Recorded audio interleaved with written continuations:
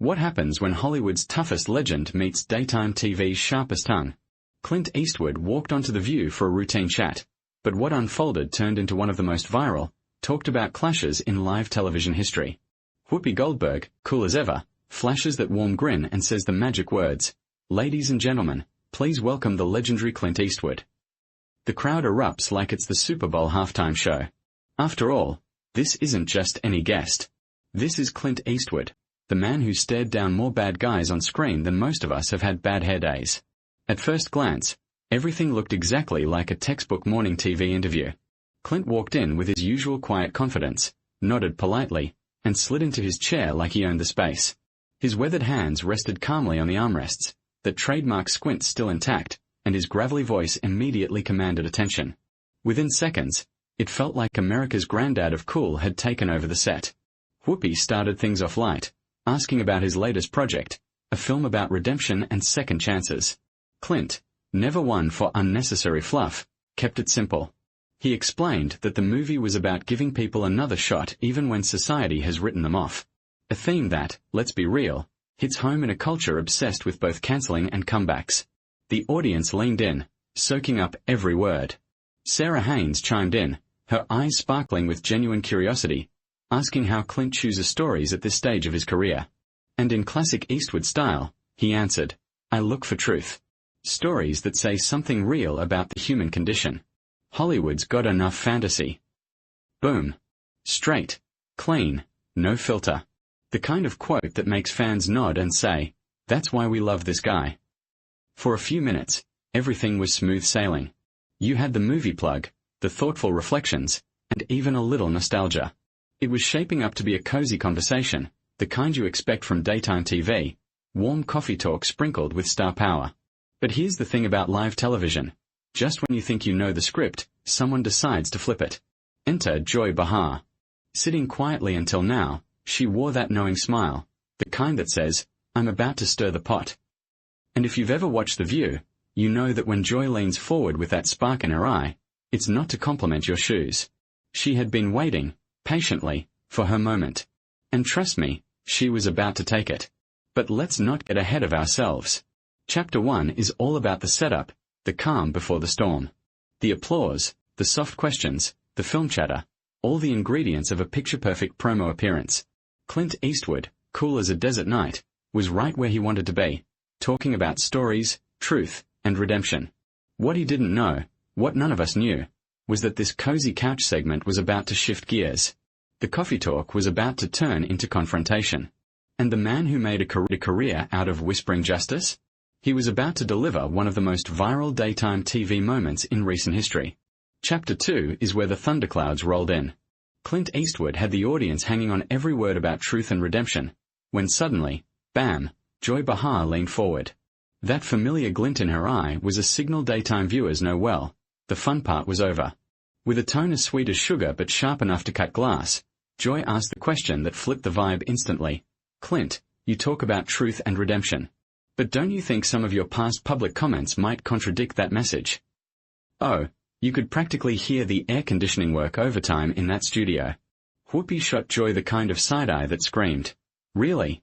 We are doing this now." But once Joy lobs the grenade, there's no pulling the pin back. Now, most celebs in that moment would have stuttered, dodged, or given a polite "let's move on" answer.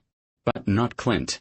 The man has built an entire career out of staring down tough guys and delivering knockout lines without even blinking. He turned his gaze on Joy and said, calm as ever, "Which comments would those be?" That's when you knew things were about to get spicy. Joy smirked and doubled down, suggesting that Clint's political endorsements had sent a certain message. She didn't drop names, but the subtext was loud and clear. And here's the sassy truth. This wasn't a question, it was a setup. The kind of gotcha curveball daytime TV occasionally throws to create a viral clip. Joy was looking for sparks, and Clint knew it. Instead of firing back with anger, he leaned into his trademark quiet steel. He explained that he never made disparaging remarks about anyone and that he judged people by their character, not their politics. His tone wasn't defensive, it was deliberate. Almost like he was schooling the room in real time. But Joy wasn't done. She pressed harder, raising her voice a notch. By association, don't you think your support sends a message? At this point, you could see Sarah Haynes shift uncomfortably in her chair, and the audience stopped clapping. Nobody knew if they were still watching a promo or the start of a daytime duel. Clint leaned back, folded into that iconic squint, and delivered the line that froze the air. "Young lady, I've been in this business since before you were born. I've worked with people of every background, every persuasion. And I judge them by character, not affiliation." Boom. Calm, collected, but with just enough sting to make everyone sit up straighter. The tension was so thick you could have sliced it with a butter knife. Joy's smile tightened, her voice rose, and suddenly the studio wasn't watching a film plug, it was watching a showdown. The kind daytime TV producers secretly dream of, but the hosts themselves dread. And let me tell you, this wasn't just any tense exchange. This was the kind of live TV lightning strike that makes headlines, spawns endless memes, and has viewers racing to social media with, "Did you see that?" By now, the atmosphere on set had shifted from morning show cozy to somebody grab the popcorn. Joy Behar was fired up, her voice getting sharper with every follow-up. Clint Eastwood? Still sitting there like he had all the time in the world, leaning back in his chair as if this wasn't the first standoff of his career. Spoiler alert, it wasn't. Here's what made the moment so wild. Clint didn't match Joy's energy. He didn't raise his voice, didn't flinch, didn't even break a sweat. Instead, he leaned into that trademark Eastwood calm. Every pause felt like a punchline. Every squint said more than a whole paragraph. When Joy tried to corner him with the empty chair reference, yeah, that old political moment, Clint didn't dodge. He flipped it. He explained it was a metaphor about accountability and then asked her straight up, "How many films have you made? How many actors have you launched? How many stories have you told that meant something to people?" Ouch. That wasn't just a response. That was a resume flex on live television. And while Clint stayed cool, Joy's tone kept climbing. You could feel the energy split, the panel shifting in their seats, the crowd holding their breath, and viewers at home glued to the screen. This was no longer just an interview. It was a clash of styles, volume versus silence, confrontation versus composure. And in classic Clint fashion, he showed that sometimes the quietest voice in the room carries the most weight. The storm wasn't over, though. If anything, this was just the eye of the hurricane. If the tension on stage wasn't enough, the studio audience quickly became the silent star of the showdown. At first, they were eating up every word, smiling, clapping politely, waiting for the kind of light banter daytime TV usually delivers.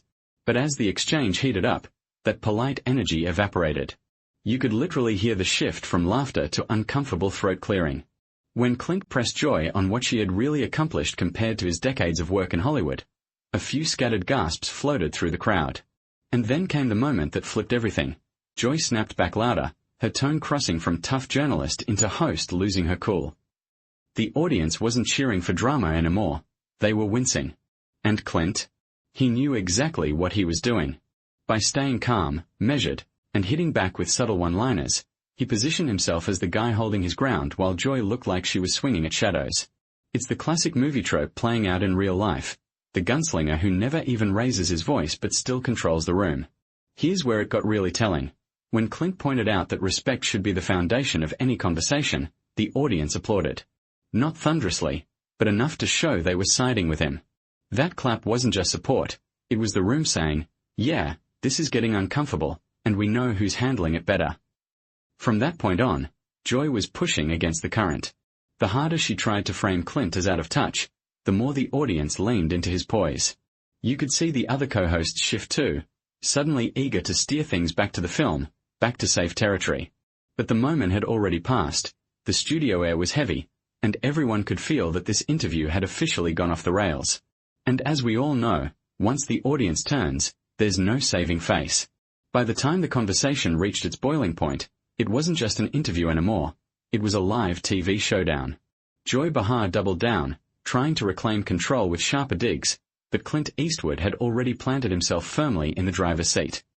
Every calm comeback he delivered cut through the noise, while her rising frustration only made the contrast sharper. And then came the breaking point. After yet another pointed question, Clint leaned back, gave that signature Eastwood squint, and basically reminded everyone that he didn't need to sit there and play along. With decades of Hollywood under his belt, the man has nothing left to prove. His message was clear. Real power isn't about shouting louder, it's knowing when to walk away. The audience erupted. Some clapped, others gasped, but the energy in the studio told the full story. Clint had flipped the script, and Joy was left standing in the wreckage of her own segment. Even the other hosts looked stunned, caught between keeping the peace and silently acknowledging that the situation had spiraled out of control. And then, like a scene straight out of a classic western, Clint Eastwood did what Clint Eastwood does best. He stood up, adjusted his jacket, and walked away with quiet authority. No shouting, no theatrics, just that steady presence that's carried him through 6 decades of Hollywood history. Meanwhile, Joy was still visibly fuming, her words drowned out by the audience's reaction. The fallout was instant. Clips of the clash lit up social media within hours. Fans debated who was right, but one thing was undeniable.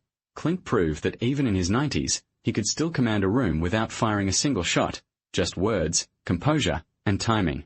And that, folks, is how a routine talk show promo turned into one of the most unforgettable daytime TV moments in recent memory.